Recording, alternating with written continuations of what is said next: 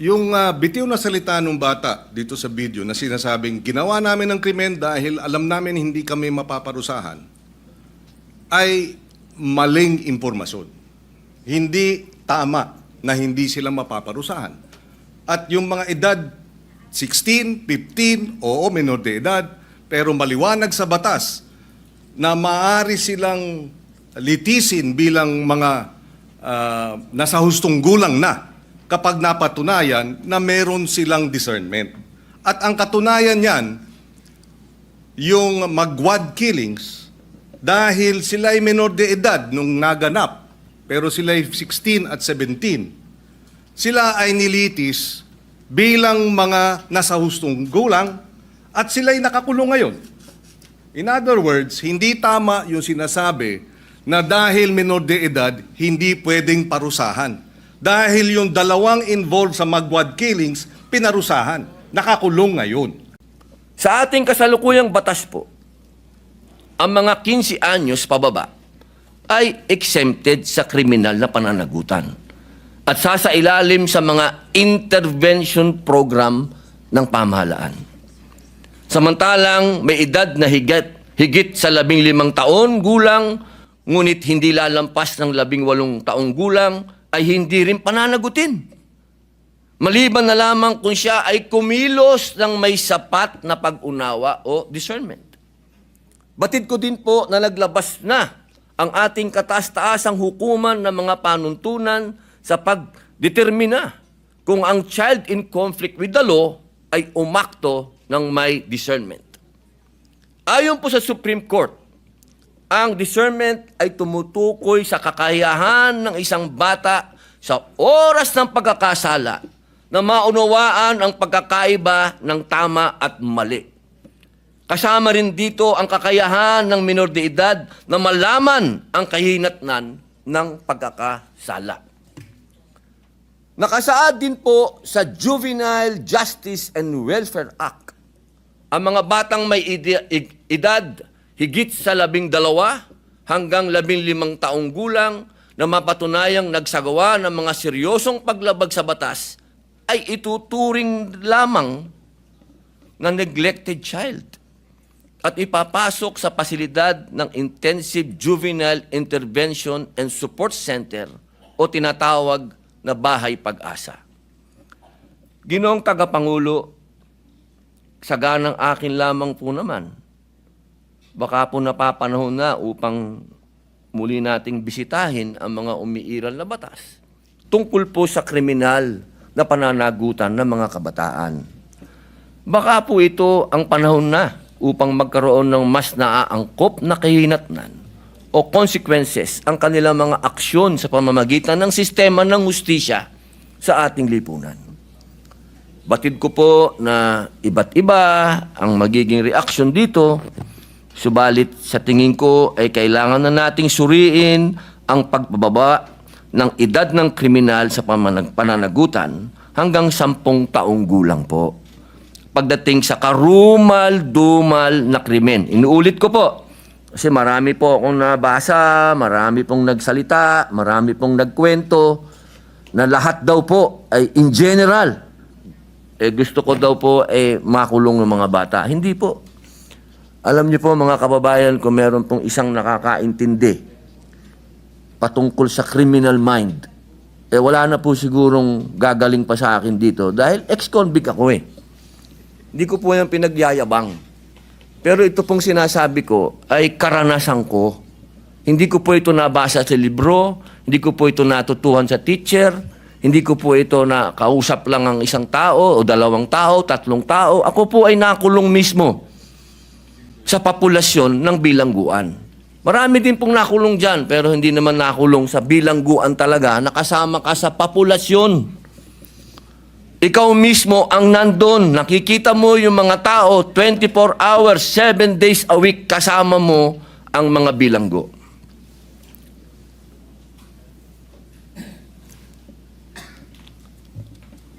Yan naman po ay kasabihan na dito sa atin. Experience is the best teacher. Yes, Mr. President, next to interpolate is Senator Francis Kiko Pangilinan. I move that he be recognized.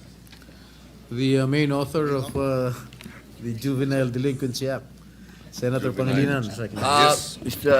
Ginoong Pangulo, bago po umpisa si Senator Kiko, gusto ko lamang po siyang batiin at siya na po ang chairman ng Constitutional Amendments and Revision.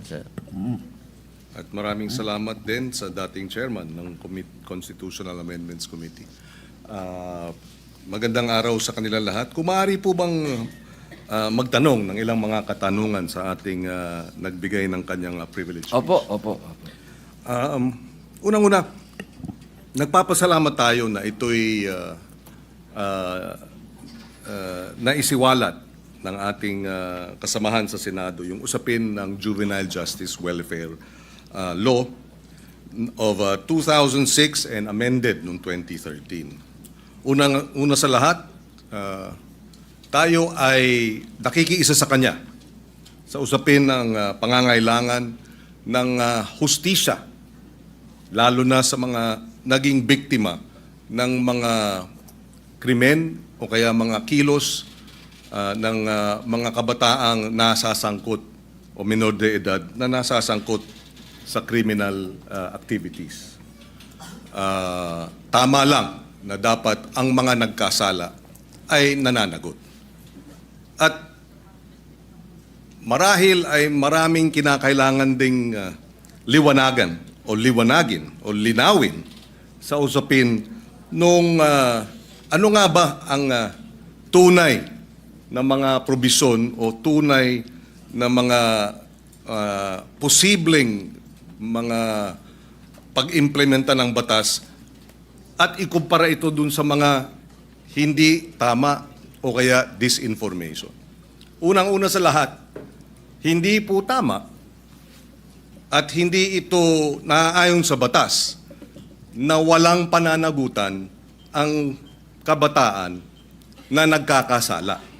Number 1. Number 2, hindi rin tama na ang nagkasala sa batas na menor de edad ay dapat pakawalan. Number 3, hindi rin tama na kapag ikaw ay below 15 at up to 9 years old at ikaw ay nagkasala, ay dapat kang pakawalan. Maliwanag, noong 2006 na ipasa yung batas, nakita ang ilang mga naging problema sa implementasyon ng batas. Kaya noong 2013, ito ay inamendahan under the chairmanship then of now Senate President Chis Escudero. He was the chairperson of the Senate Committee on Justice. Ngayon, siguro isang tanong, ang unang tanong, maaari bang masabi na oo, may kakulangan ng batas, ngunit mas marami ang kakulangan sa implementasyon kaysa sa batas mismo? Una po, linawin ko po sa ating kaibigan, Senator Kiko Pangilinan, wala po akong sinabi na kulang ang batas. Ang sabi ko po ay napakaganda ng batas na ito. Hindi lang po siya napapanahon ngayon. Sa pangalawang tanong po, totoo po yan, sa maiksing panahon ko po dito sa Senado, napakadami pong magagandang batas. Sobrang gagandang batas, hindi po talaga na-implement. Hindi lang po sa usapin na ito. Usapin lang ng agrikultura, number 1 na yun. Public information, number 2 na yun. Pero ito pong tanong nyo po, totoo po yan. Implementasyon ang kulang. Pero alam nyo naman po sa buhay ng... Ito lang po, opinion ko lang po ito, no? Dahil ako po ay hindi ko naman po itinatago na tayo po'y galing dyan sa ganyang klaseng buhay. Yung mga ganito po kasi, alam nyo, minsan iisipin natin ang mga kriminal bobo, kriminal tanga, kriminal walang isip. Gusto ko pong sabihin sa inyo, nagkakamali po tayo. Yan ho ang mga pinaka may brilliant mind, ano? kung gusto nilang gumawa ng krimen at gusto nilang gamitin po talaga yung mga bata, talaga pong magagamit po nila. Kaya ulitin ko po, Senator Kiko, wala po akong nakitang hindi maganda sa batas po ninyo. Ako po'y naniniwala dito sa batas po ninyo. Kaya lang po, kailangan po natin mag-adjust po sa panahon po ngayon.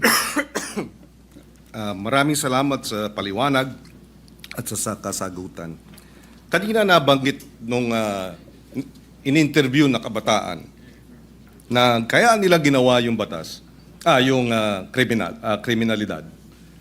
Kaya sila gumawa ng krimen ay dahil hindi sila mapaparusahan. Tama yon, hindi ba? Tama yung kanilang, yung bitiw na salita. Tama ba yon sa ilalim ng batas na pag sila ay gumawa ng kriminalidad o krimen ay hindi sila mapaparusahan? Sa usapin po ng, kasi ganito po yan, napakaganda po nung inyo pong katanungan. Ang bata kasi, kahit siya, lalahatin ko na po, kasi ganito yan pagka sinabi mong pananagutan, ang kaduktong po nun, dapat may parusa. Kasi kung pananagutan, oo, may pananagutan, sinabihan siya, ginawa mo yan, kaya ganito muna ang mangyayari sa'yo, dadaling ka muna dito sa Bahay Pag-asa, dadaan ka dito sa matinding intensive na masasabi nating psychological and moral and lahat na po, sabihin natin. Alam niyo po, Senator Kiko, sa 3 years and a half ko po sa Bilibid, hindi ko naman po nila lahat, pero wala na pong pinakamagagaling na artista kundi kriminal. Kapag kaharap niyo po yan, lahat ng drama, lahat na po, sabihin niyo po, lahat ng kalungkutan, lahat ng pinagdadaanan niya, sasabihin sa inyo. Pero pag talikod po ng nag-i-interview dyan, halimbawa ng empleyado yung sabihin gwardiya, o ng probation officer, pag talikod po nun, pagbalik nyo sa selda, bubuksan yung wallet niya, papakita sa iyo yung dyaryo, ito ang pinatay ko, pare. Ganyan po ang criminal mind. Hindi ko naman po inilalahat. Pero pagka sinabi po natin kasi ng pananagutan, dapat nagbabayad ka ng kasalanan, hindi lang binasa sa iyo. Hindi yung parang gumawa ka ng isang karumal-dumal na krimen, ito po nakita ko po ito dahil ako po ay kagyat na pumunta sa Camarines Norte nung ni-rape nila yung batang, ano po ito Senator Kiko magkakaibigan po ito. Yung babae ni-rape nila, binidyo nila, lahat, pinatay, lahat po binidyo, hanggang naagnas yung bata, binidyo. Pagdating po, kasama po ako doon nung dinala po doon sa Bahay Pag-asa, ang sabi nung bata, hahantingin ko kayo. Sabi doon sa mga, papatayin ko kayo. Sabi doon sa mga pulis. Ilang taon yung batang yun? 13 po. At ilang taon yung grupo sila, hindi ba? Grupo po. 13, 15, yung isa po 16. Yung bata pong ni-rape nila, 13 din. Yes. Okay. Kaya ako tinatanong yon dahil yung bitiw na salita ng bata dito sa video na sinasabing ginawa namin ng krimen dahil alam namin hindi kami mapaparusahan ay maling impormasyon. Hindi tama na hindi sila mapaparusahan. At yung mga edad 16, 15, menor de edad, pero maliwanag sa batas na maaari silang litisin bilang mga nasa hustong gulang na kapag napatunayan na meron silang discernment. At ang katunayan niyan, yung magwad killings, dahil sila ay menor de edad nung naganap, pero sila ay 16 at 17, sila ay nilitis bilang mga nasa hustong gulang at sila ay nakakulong ngayon. In other words, hindi tama yung sinasabi na dahil menor de edad, hindi pwedeng parusahan. Dahil yung dalawang involved sa magwad killings, pinarusahan. Nakakulong ngayon. Yun ang puntong isa. Ayaw nating mangyari ang mga ito. Dapat lang mabigyan ng hustisya ang mga biktima ng karumal-dumal na krimen na galing sa menor de edad. Subalit hindi tama pag sinabing kapag menor de edad dapat pakawalan, number 1, dahil pag pinakawalan yan, labag sa batas yan, at dapat parusahan yung mga nagpapakawala ng mga menor de edad na nagkasala. Yan ang batas. Iba ang batas, iba naman ang implementasyon. Yung nagsasabi namang pinakikita yung birth certificate, may pananagutan din ang mga magulang sa ilalim ng batas. At yung mga nagsasabing ginagamit ng mga bata, may pananagutan din sa nasabing batas. In fact, ang parusa dun sa mga gumagamit ay yung maximum na maaaring maging parusa dun sa krimen na isinagawa ng mga bata at ginamit ng mga sindikato. Ito'y madaling sabihin. Parusahan yung bata, ginagamit ng mga sindikato. Bakit hindi habulin yung mga sindikato? Kasi mas madaling parusahan yung bata. Mahirap parusahan yung mga sindikato. Dahil yun, makapangyarihan. Yung bata, vulnerable. Ginamit na ng mga sindikato, exploited na, biktima na, dahil ginagamit at kinakasangkapan, at mabibiktima ulit ng Estado dahil kailangan silang parusahan at ikulong. Kaya kinakailangan marahil ay balansehin natin. Sa usapin ng unang-una, yun nga ba talaga ang sinasabi ng batas? Allow me to read some of the provisions. Parents shall be liable for damages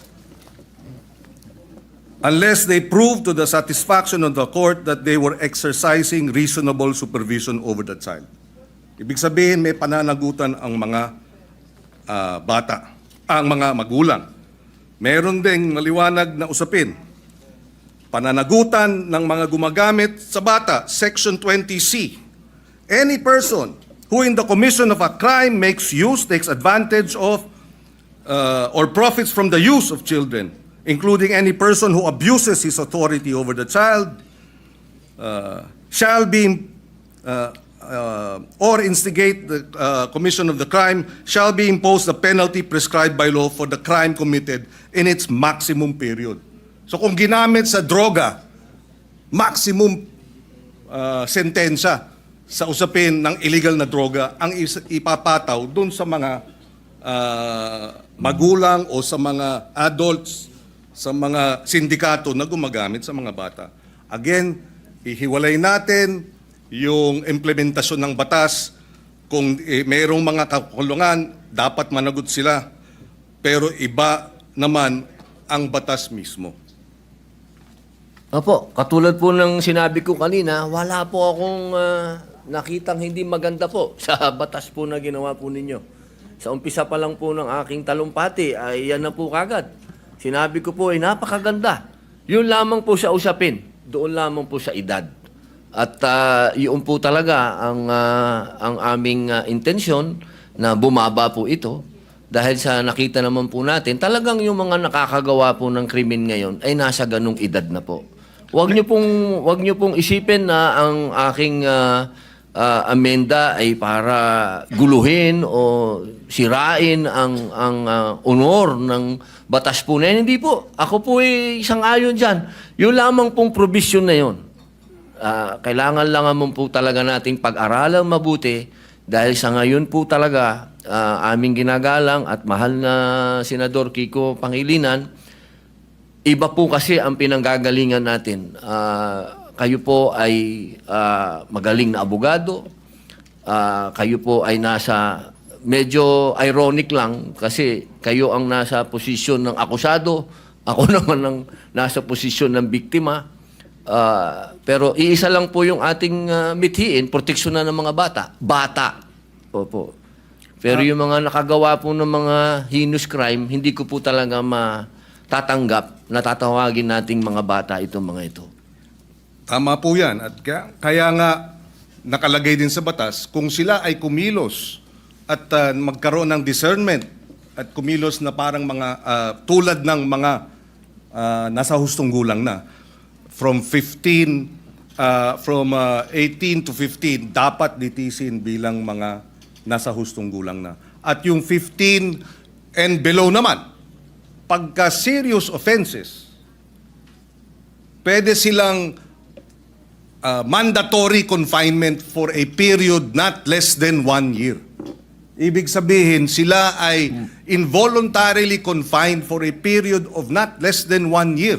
So hindi tama pag nagkasala ng rape, ng homicide, ang mga minor de edad na ang edad ay 15 and below, sinasabi ng batas, mandatory confinement of not less than 1 year. Pwedeng maging 2 years, pwedeng maging 3 years, depende sa magiging pasya ng hukom.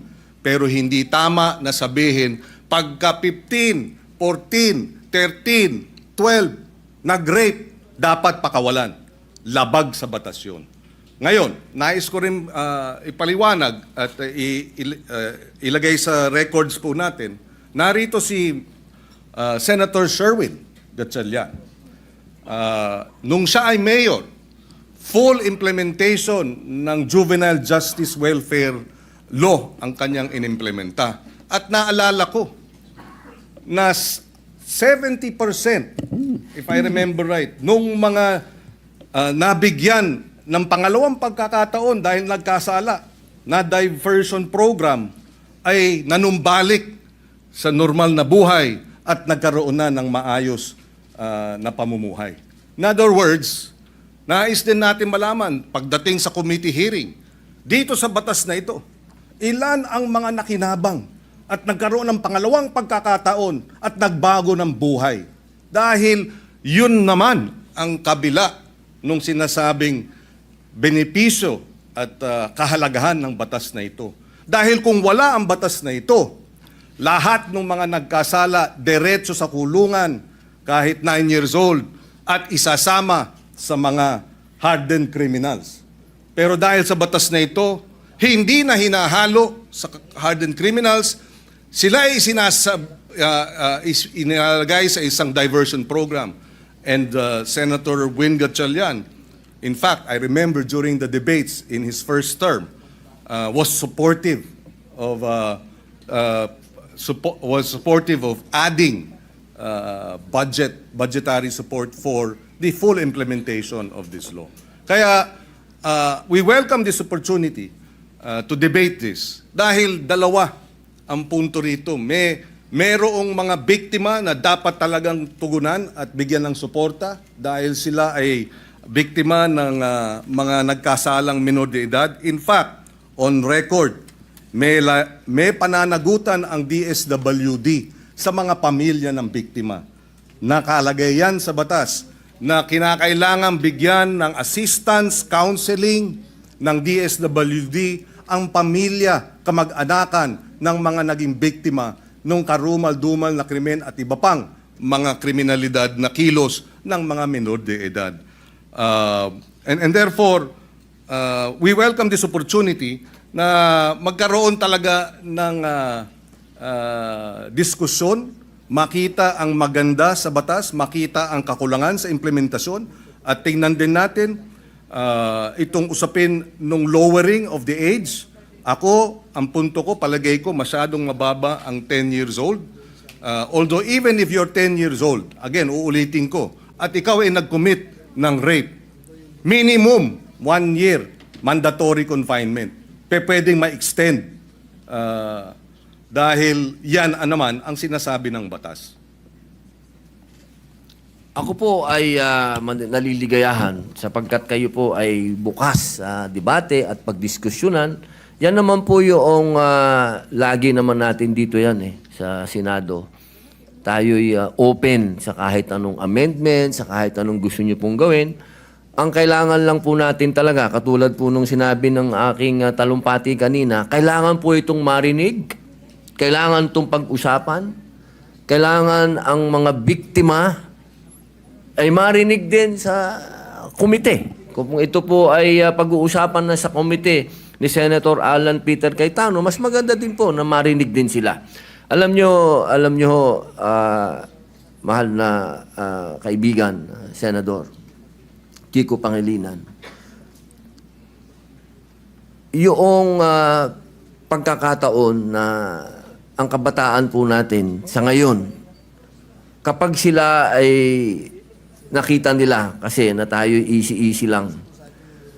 At alam naman natin na kayo po mismo ang nagsabi, may problema sa implementasyon at napanood pa nila ngayon yan. Nako, lalo na naman lalakas po ang mga loob ng mga sindikatong bata. Ako po'y kaninang-kanina, habang nag-uusap po kami ng aking legis, sabi ko sa kanila kanina, alam niyo kung yung mga brilliant mind na mga criminal minds na yan, kung ito ay kanilang i-exploit, talagang mag-aalaga ka talaga ng mga batang wala na sa kanilang pag-iisip. Ito lang pong pagpapababa natin ng edad, ito po ay kailangan meron din tayong ganong warning na sana po buksan din po natin ang isip natin sa usapin ng kailangan na. Hindi po wala kang kailanman nasasabihin sa inyong ako'y kontra sa mga bata o hindi. Doon lang ako sa karumal-dumal, doon lang ako sa hinus. Doon lang ako sa hindi masikmura. Ako na to, ako na po ito. Hindi ko masikmura. Si Robin na po ako, Nakita ko na ang worst of the worst. Sabihin nyo na. Pero ako hindi ko masikmura. Yun lang po ang punto ko. Wala ako ditong, kahit kailan wala ako ditong kinokontrang personal o wala. Ako kung ano lang ang nasa kalsada, kung ano lang ang nasa 8% ng ating mga taong bayan, kung ano ang nararanasan ng mga naghihikahos sa mga lugar na ang kahirapan po talaga at ang mga kalukuhan at ang mga nandyan na ho talaga. Ito po inilalatag ko sa inyo. Ako na po yung boses niyan. Kahit po sa sinasabi natin, makukulong yan, madadala doon. Alam nyo, ang isa ho dapat natin pinag-uusapan kung magkakaroon tayo talaga ng youth detention center. Kasi ako po talaga, patawarin nyo po ako, kung itong mga gumagawa ng ganitong kasalanan, hindi po yan pwedeng hindi mangulungan. At sinasabi nyo po, nandyan sa batas nyo yan, naniniwala po ako na dapat silang mangulungan talaga. Ang problema, hindi po nangyayari. Hindi po talaga. At yaan po ang nangyayari sa ground. Narinig nyo naman po ang sinabi din ng ating kasama ni si Senator Raffy, talaga pong may problema sa implementasyon. Kaya sana po kapag tayo po'y nag-hearing, nag-usap-usap, wag po nating isipin na yung batas po ninyo ay hindi po, never ko po yung gagawin, sir. Never. Ako po, gusto ko po magtulungan po tayo para masaayos po natin kung ano ang future ng ating mga kabataan, kung saan ang direksyon po nila. Katulad po ninyo ako, sumasama po ako sa inyo. Yun lamang po, ang dala ko po sa inyo ay point of view ng ibang naratibo naman. Naratibo po yan ng isang taong nakulong. Nakita ko, mga mata ko, ako po mismo, nung binanggit na ni Senator Bato, kanina, yung patungkol sa mga akyat bahay. Hindi naman po ako naging akyat bahay, pero pag nabasa niyo po yung aking biography, nakita niyo po yan. Talagang nagamit po tayo. Talaga ng mga sindikato. Nung ako'y bata. Kaya alam ko po ang pasikot-sikot talaga ng mentalidad na to. Kaya sana po, sa usapin na yun, makinig din po kayo sa akin. Total, malinaw naman po na tayo po ay binigyan ng pahintulot ng konstitusyon. Ang sabi, hindi naman lahat pwede kayo abogado dyan. May iba't iba kayong pwedeng magsasaka, pwedeng artista, pwedeng ex-convict. Dahil naniniwala ang saligang batas na lahat po tayo ay may mako-contribute dito. Sa plenaryo na to. Dito sa institusyon na to. At ito po ang aking pinaniniwalaan. Ito po siguro ang magiging contribution ko sa inyo. Nasabihin po sa inyo kung ano talaga ang estado ng ating criminal minds. Kasi talaga po yan, Wala na po tayong magagawa. Tanggapin na natin na nandito yan at paano natin naharapin. Sabi nga po, oo, pwedeng maging deterrent, pwedeng hindi. Ang kailangan lang po talaga ay malinawan natin na may parusa. At sabi naman nyo, sa batas ninyo, malinaw ang parusa. Ang problema po, hindi yan ang nangyayari sa ground. Kaya kailangan po talaga nating revisahin. Kailangan po natin talagang pag-usapan. Kailangan po nating upuan. Kailangan natin itong pag-usapan ngayon na. Huwag nating i-delay. Ang hinihiling po natin, mag-hearing na. Pag-usapan na po ito dahil nangyayari na po natin. Dahil kailan lang yung rape doon sa Quezon City na pinatay yung bata na 8 years old. Ngayon may kinukwento si General Bato po, si Senator Bato na may pinatay lang na pinasok doon sa bahay. Scholar, sinaksak. So, sunod-sunod na po ito, sir. Yun lang po akin na sana ito pong sinabi po ninyo na tatanggapin niyo po lahat. Pag-usapan na po natin sa hearing at dito po sa entablado at magkasundo na po tayo para yung taong bayan po, alam nyo naman po, siguro naman naniniwala naman po ako na pwede tayong mag-meet sa gitna. Pag-usapan natin to. Wala naman pong hindi nakukuha sa pag-uusap. Ang kailangan lamang po tanggapin natin na may problema sa ngayon ang kabataan dahil sobra na pong bata ang mga nakakagawa ng heinous crime.